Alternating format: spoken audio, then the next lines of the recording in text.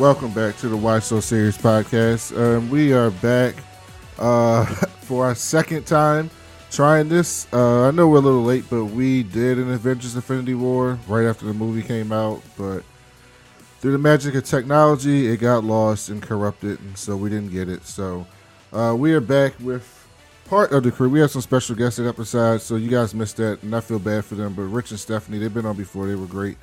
But Devin, Mike, and myself and Danielle are here to do Avengers Infinity War podcast. So we're going to do this a little bit differently, but before we do that, Danielle, you skipped out on us the last time and stood us up. You left us at the altar. So I guess because we're good people and you're not, we're going to ask you first, what did you think about the movie? I did not leave you at the altar. I thought that it was incredible. It was action filled. It had sarcasm. It had some emotional points in there. But overall, I thought that it was an epic movie, and I'm really excited to see the next one. We saw the movie with Danielle, and she was mad. Why were you mad leaving? Devin said you were mad. I was, because I didn't like the way that it ended. I can't stand when movies end how I do not think they're going to end, and I just thought it was going to be more. Come on now, I was kind of sad about that. I was very upset. So you didn't think Thanos was going to win? No, fuck Thanos, fuck him. See, no, I didn't think he was going to win. I was salty. I'm not gonna lie. When he reversed the death of Vision, I was low key really salty at that point. But you win some, you lose some though, because he's gonna get his ass beat in the next one. So that's all that matters. That's a prediction. Okay. Yes, it is. It's a prediction. Okay. Vision came on to me. All right, and I got it. That's what I see. Vision came on to you? Yeah. Yes, he did. Oh, I see. I have a third eye. So, Mike, it's been a week since the last time you saw the movie. How do you feel now? Has anything kind of settled in with you? Do you feel more comfortable with the film? I mean, I never felt uncomfortable with the film. Like anxious. I know you felt anxious. You said you were hyped up. Yeah, well, like, I remember, like, sitting in the theater for the first time. I've seen it twice already. I'll probably see it more times. But I sat in there the first time, and I'm just like, your heart's racing, you have no idea what's going to happen, always wondering if this is live. Mike, you're going in and out. Talk closer to the mic. Can you hear me now? Yes, much better. So, obviously wondering who's going to survive and who's going to die, and I'm just, like, trying to figure out, like, how this is going to end, and obviously you get that ending, and you leave the theater feeling depressed. I've seen more memes about the end of this movie than I think anything else. And it's just, after a week now, I think I've accepted the fact that this is the ending, and it just leaves me with a bunch of questions. Not necessarily if they're going to come back, because I think that's guaranteed they're going to come back, but I think mostly just like how and what is going to happen in the next movie to resurrect and to fix everything that has taken place in this Avengers Infinity War. I think it was one of the greatest films Marvel's, the greatest film Marvel's done. I can't think anything wrong. Yeah, I think it was the best film they've done too. So I loved it. Devin, are you still rooting for the Avengers, or are you on Team Thanos now? I'm Team Thanos. You knew I was Team Thanos. Oh my god! And I just was like, well, damn, he had a really, really good pitch, man. It's all about the product and how you package it, man. Like, he packaged a good product, man. But he's still ugly. So. Why he gotta be ugly? Whoa. Because he's ugly. He's ugly. Okay. You didn't find him attractive? You wouldn't go on a date with Thanos? He is like 10 feet tall. I know you like tall men. I'd go out with Groot before I go out with him. What? Oh wow. With Groot? That's a little disturbing. Just saying, I would over Thanos. Stick over organic creature. Okay, what that stick like? Mind your business, okay? Thanks. That stick talk. All right. Anyway, yeah, but it was cool. I'm glad all three of us got to see the movie together. Mike, we wish you could be here, but it was cool. Danielle was getting her whole life to to Thor and Captain America. We both agree that Captain America looked better than Thor in this video. Yes, in this movie. he did. Steve Rogers looked like he came out there from the heavens himself. Okay, let me tell you something. It was amazing. Okay. It was amazing. Another reason hold why on. So your team Cap over Thor? Let me tell you something. The way that they made Steve Rogers look in this movie, he looked like God handcrafted him himself, and he just floated. When that train passed and he's standing over there looking like a god, I said, you know what? Why? Because of his beard? His beard You better game, stop playing with me, Steve Rogers. No, his whole body and everything in that black. You didn't even see his body. He was all covered up. It doesn't matter. I told you I had X-ray vision when I saw him. Okay, mind your business. Thor looked good too, so but they played too much. They made him look weak. They made him look so weak, and Steve Rogers, he just looked like he was that nigga. So what you want me to do? So you didn't want to rub on Thor's muscles like Gamora? No, with his one eye. I was so glad we got the other eye back. God, you are such a hater. Making him look like that for half the movie. That made me so mad. Mike, who was better, Cap or Thor in this movie? No, we're talking about who looks better, not who was better. Who looks better? Steve Rogers. Yes, Captain America. Yeah. I'm on Chris Hemsworth. Although I do like Chris Evans too. That's a tough one. I like Chris Evans with his new beard, and I like Chris Hemsworth with his new short hair. I do like short hair Hemsworth better than long hair. Yeah, definitely. Yes. I'll agree with that. Yeah. They're kind of rocking the same look though. They both are jacked. Yeah, and Thor even said in the movie, he says, "I see you stole my beard since I've been gone." I don't really see how you can find one attractive and not the other because No, they're both gorgeous. Yeah. But Steve Rogers just looked amazing in that in his look, Danielle, you know Chris Evans likes black women too. I know, he better stop playing with me. He Mrs. America. Mrs. America. A black superwoman. Don't play with me. You a little too evil to be Miss America, Mrs. America. No, that's perfect because America ain't shit. So one of the things we didn't talk about in our lost episode, which I'm still mad that we lost, is we didn't talk too much about the Black Order. So I know Mike was really excited about the children of Thanos going into the film. So what did you think about how they were portrayed in the movie, Mike? I don't know why I was excited because every time they appeared, I was like, fuck that asshole, fuck that asshole, fuck that asshole.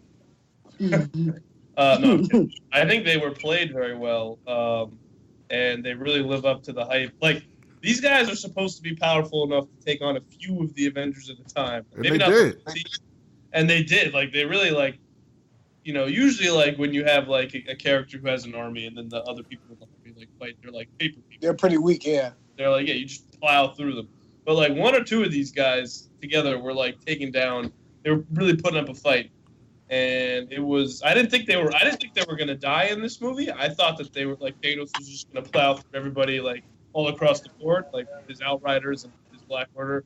So I was surprised that the Black Order died. It makes me wonder if they're going to come back along with the hero. I don't know how that's going to play out. I wouldn't mind if they came back because I like to see them again. But I was also surprised. I was surprised that. They kind of made the leader look like this. Corvus didn't really do anything. Mike, you're breaking up. Talk closer to the mic. I said I was surprised that they made the leader Corvus instead. I mean, they made the leader Ebony Maw instead of Corvus. That surprised me because in the comics, it's Corvus leader. But Ebony Maw, he had these very good. He was whoever was. I don't know who was playing the members, but. They were his little monologues were fantastic and they were eerie and creepy. You have the pleasure of being eradicated by Thanos. So out of Ebony Maw, Cole Obsidian, Corvus Glaive, and Proxima Midnight, which one was your favorite in the movie?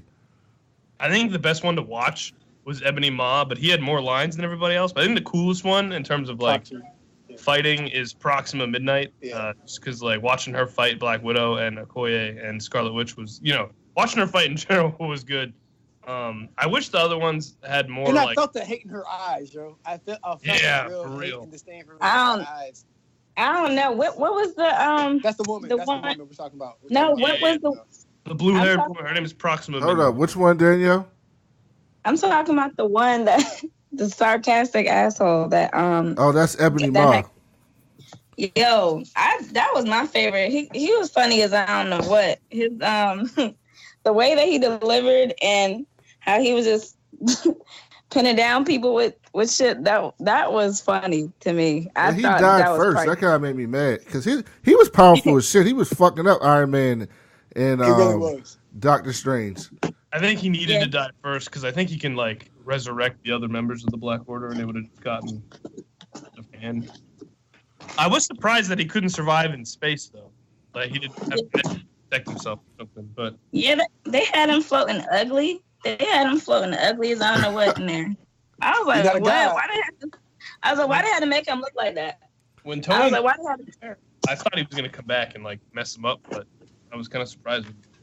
Maybe they're just trying to save time too, because there's a ton of stuff in this movie.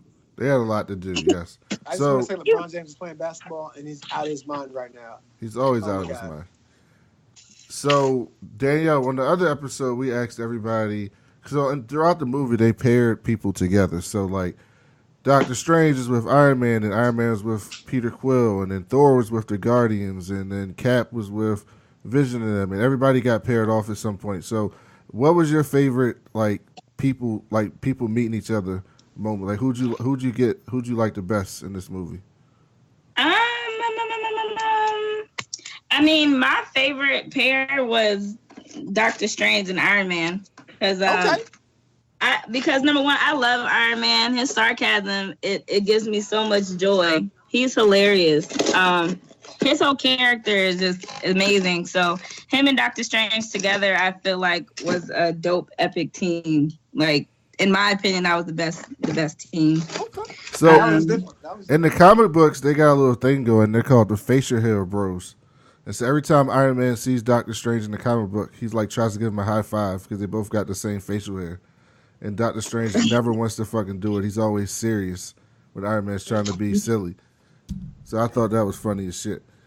And that line when he was like, when Hulk was trying to Hulk out and he was having like Hulk Tower dysfunction. And that shit was funny. And he's like, come on, man, you're embarrassing me in front of the Wizards. That shit is funny as shit to me. That stuck in my head, so I love that scene. So, Devin, what was your favorite? I didn't ask you this because we skipped you, but what was your favorite member of the Black Order? I'm definitely gonna do with what's her name? Proxima Midnight. Yeah, Proxima Midnight, because the hate, she was seething that hate, and she really wanted to kill these motherfuckers. Like, and at the wall, and then her fight with Koye and Black Widow. And then the crazy assist by Scarlet Witch. She was everything, yo. Because she really had the disdain, and like, you never get to see female actresses go up against each other like that. You know, it's not too many scenes. They're actually a villain and a hero actually going back and forth with it, and it was awesome. It was an awesome fight scene. And that fight scene was dope because they brought all of them together. And, you know, of course, my little Wakandian queen came out there showing out. I said, they better go ahead, okay, with all three of them. Well, Koye was fucking them up. Yeah. Yeah, she was. So, what was your biggest surprise in the movie, Danielle? Like, what part were you, like, the most, caught off guard? I was so angry when they started disintegrating like that. That made me so mad. That gave me the biggest surprise because they didn't have to do him like that. Come on now. It was so sad when Spider-Man went to go hug Iron Man and he just disintegrated. That hurt my heart. Stephanie said the same thing. Was that the saddest part of the movie to you? That was so sad.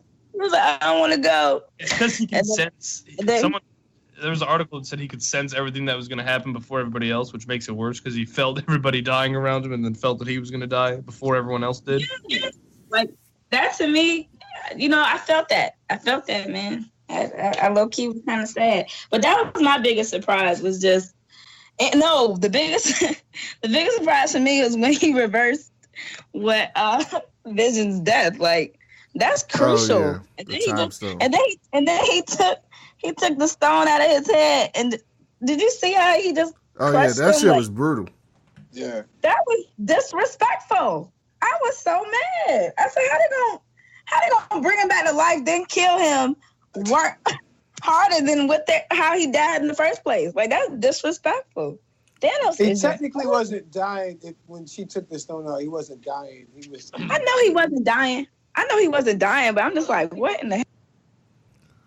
Yeah, so there's just some interesting questions coming out of this film. So the last week or so, because this is all people have been talking about, because this film, it had the biggest opening box office in the history of movies, so it's doing big things. So one of the interesting questions that I thought was, a lot of people are asking what is going to happen in Avengers 4, specifically with different characters, but one of the characters that's kind of went under the radar that we didn't talk about in our review is Shuri. So in the comic books, when the Black Panther died, or he thought he was dead, Shuri took over as the Black Panther, and she wore the suit and fucked everybody up, and she became Queen of Wakanda. And even when T'Challa came back, awesome. Shuri stayed the Black Panther, stayed the Queen. So do you guys think that they might try to do that? Do you think that Shuri would put on the suit in Avengers 4 before T'Challa comes back? Because she didn't die. I think you have to put her in that suit just to see where the time has gone as far as what's going on. Yeah, I know it's like they're gonna pick up right when people start disappearing, but like what's happening in T'Challa's absence, I think you have to put Shuri in the suit, and it's gonna make people more interested in the story because time's passing and we do care about these characters. We are invested, so it's no question you got to put the suit on her. Mike, another thing was Kevin Feige confirmed that Valkyrie was on that ship, but she's also not dead. So what do you think is going on with her, and do you think we'll see her in Avengers 4? Yeah, and Korg, no one knows where Korg was either. I don't know, but I think they're going to come back. I have a feeling the next Avengers movie for the first act is going to be heavily focused on like the OG Avengers and like them getting together and like, resolving past issues like Tony and Cap, and like Tony giving his shield back to Cap. Mike, come back to the mic. Can you hear me? Yes. Yeah.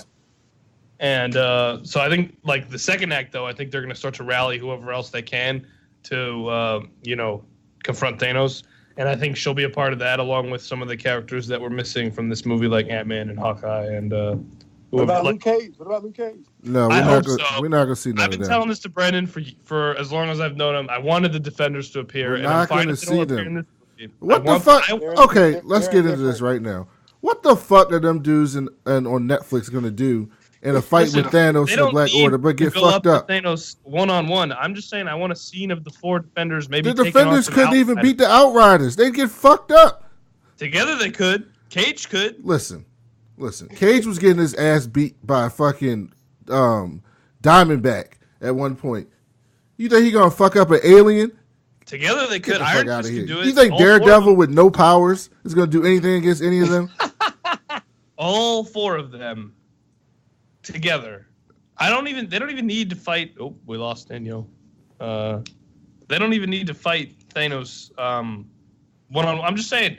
Just like a snap, like a little snippet of them fighting in New York City or something, just to really further do the it's all connected thing. No, I don't think they need to do that. They don't have, just like I don't want to see the Agents of S.H.I.E.L.D. people there. I do. I would love to see Quake up on there. They have no part of this. They're not part of this story. They're not part of the MCU. This movie is a culmination of the MCU in movies. These people have nothing to do with the movies, so they would feel out of place there. I hope we see Coulson, but I think Coulson's going to die in Agents of S.H.I.E.L.D., which reminds us we need to do a recap of Agents of S.H.I.E.L.D. because they're about to go down their home stretch. And that show's been fantastic again. Yes. It's just too good. So also, they made a reference to Thanos' dad, Lars, who is a Eternal. He's known as the Mentor. And Kevin Feige has said since the movie that there's been conversations about doing the Eternals movie, which is very interesting. And for those who don't know, the Eternals are a fictional race of humanity, and they're basically like an offshoot of the evolutionary process of sentient life on Earth. They're really like powerful people, so they look humanoid, but they're like in space and shit. And So there's a bunch of them that are kind of popular, Eternals, and one of them is Thanos' father. So they're similar to like the New Gods on DC Comics. So if you know about the New Gods, the Eternals are similar, basically Marvel's version of that. So that'd be really cool to see at some point. What do you think? Do you think they're going to... Actually, we'll talk about this in the news episode because I have some articles about that. Anything else you came up across this week, Mike, about this movie? I mean, no, I'm just excited. And honestly, I don't think you could ever really accept what happened. I think you just got to wait and be patient till the next movie. So it was just That's where I fantastic. am. Yeah. I just in the whole... Okay. This movie was... I do want to address, because we talked about this in the one that didn't make it, but there were some critics who were not liking the movie because it didn't, on its own, doesn't make any sense, and that makes me mad, because, this is a gift to the people who've been watching these movies for the last 10 years. Exactly. 2008, and that's exactly what this was. This movie was a gift. If you've been watching since 2008, watching these movies, this was for those people, and I like that a lot. And if we're being honest, even if you didn't watch any of the other movies, if you watched this movie, they still did a good job of telling this story. Yeah, you can get an idea of what's going on. Obviously, you can. You don't have the emotional connection to the characters that makes this movie so great. But if I didn't know any of these characters and I just went in with an ancillary knowledge of Marvel and some of the characters, I would still enjoy this film. Oh, definitely. I would absolutely still enjoy this film. Oh, excuse me. What about you, Devin? Anything else you got to say about this? No, man, this is great. And I'm just happy I can be on the phone with you guys when LeBron James is literally just being God's gift to basketball. Okay, another LeBron James reference. Yeah, so I really enjoyed this movie. I'm sorry, guys, we didn't go into detail. We did that for an hour and a half for the Lost episode, and it would just been weird repeating everything that we said. But we love this movie. We all gave it 10 out of 10s, except Big Mike. He gave it a 9.9 because he was being pretentious because he wanted to save his 10 for something that's never going to come. So maybe Avengers 4 will get a 10 from Big Mike. We'll see next year when that comes out. I think the big star coming out of this movie is Josh Brolin. He's like the king of the world now. Not only is he sitting on this Avengers Infinity War, but in 30 days, not in 25 days, he's got Deadpool 2 and Cable. He's going to be Cable.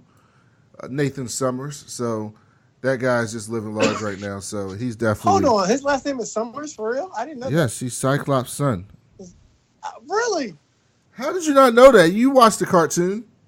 I didn't know what happened to Nathan because I was reading the one they had a girl. You will learn more because before Deadpool comes out, we're going to do an episode on... We're going to read the Deadpool and Cable series, and we're going to do a podcast about Cable so people who don't know a lot about him can learn more about him. So Devin will learn some more as well. So we'll have that come out a little bit before Deadpool comes out at the end of the month. Thank you guys for listening. Like I said, please check us out. We're going to be back on our normal schedule going forward. Everybody on this podcast has gotten past some of their tough times the last month or so. So thank you guys for sticking with us. Please share the show. We'll be back on our normal schedule. Give us a 5-star review. You can find us on iTunes, Stitcher, Google Play, TuneIn. And now we're even on Spotify, which is really cool. So you can listen to our podcast on Spotify. So we will be back soon, and thank you guys for listening.